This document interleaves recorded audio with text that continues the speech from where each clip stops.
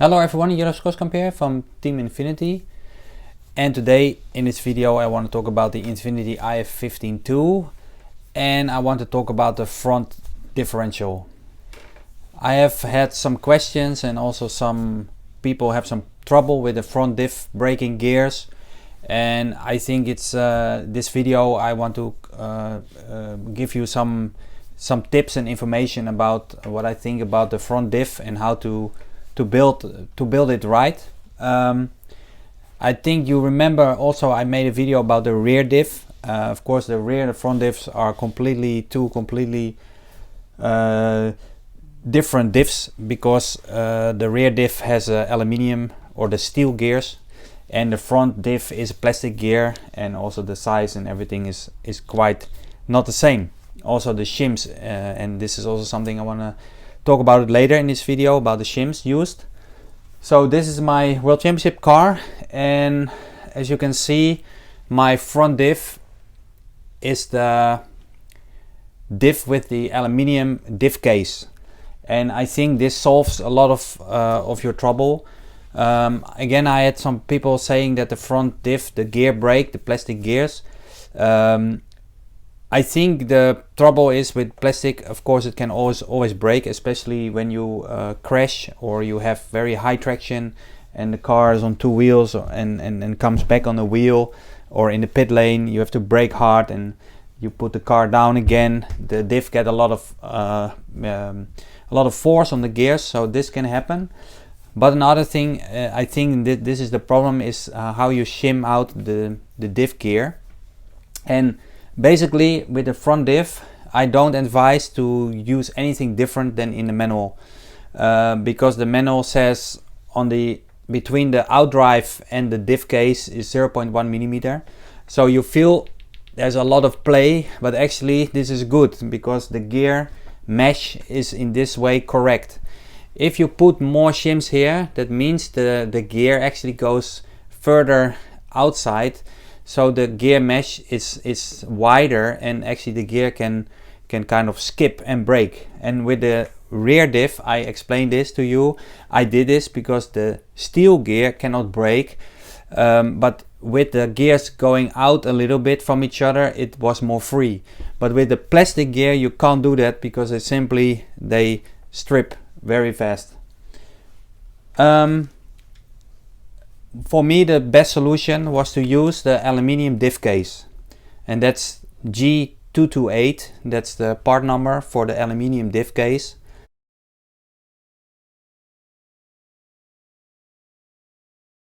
And I think with the aluminium diff case in the front, the diff closes very nice and just consistent, because with the plastic gear case or the plastic diff case, sometimes the diff doesn't close 100% perfect, but with the aluminium it's more consistent, it's more flat.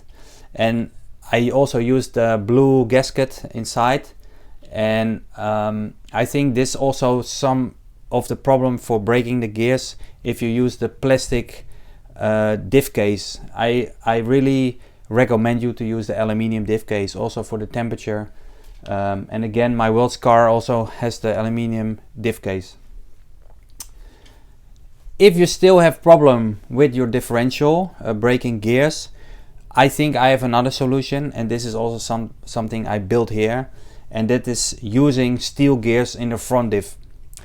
Of course the diff is more heavy, the performance is maybe not exactly the same, but it's very close. But at least with the steel gear you don't break the gear.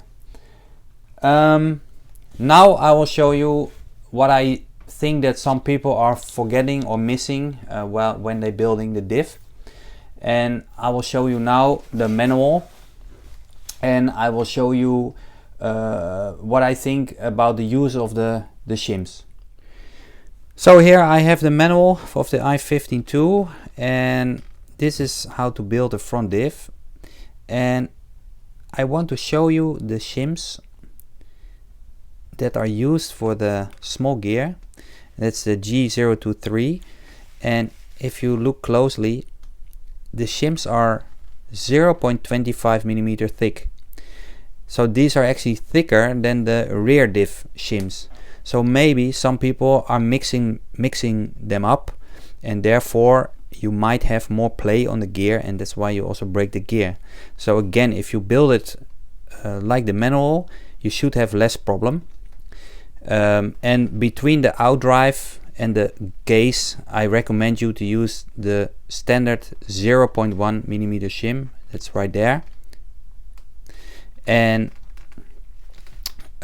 with the aluminium diff case, you basically build exactly the same, only use the aluminium and also the blue gasket for the O-ring, and you can also put the O-ring, an extra O-ring on the other side of the diff case. So now looking at the manual for the rear diff, and they also recommend you to use the 0.1 shim. Now, if you look my video before, I put a few shims extra there. Again, this is steel diff, so that's not a problem. But clearly with the steel gear, the side shims now are only 0.1 in for the rear diff. So you really have to take care of this, that you use the thin shim for the rear diff, but the 0.25 in the front diff, because this is really not the same shim. And here I have the aluminium diff case, and for an example I have the steel gear. Also here I have the steel gears, and for the front diff with the steel gear I also use the 0.1 shims on the outside. Otherwise it basically not even fit, because these gears are slightly bigger than the plastic gears. So if you have trouble with breaking plastic gears like these ones, you can always try the steel gears from the rear diff on the front diff, but remember to use the correct shims. So guys, as you can see, it's not all very complicated. I recommend you to follow the manual and follow my tips, and I'm sure the front diff will be absolutely fine. Thank you again for watching my video, and see you next time.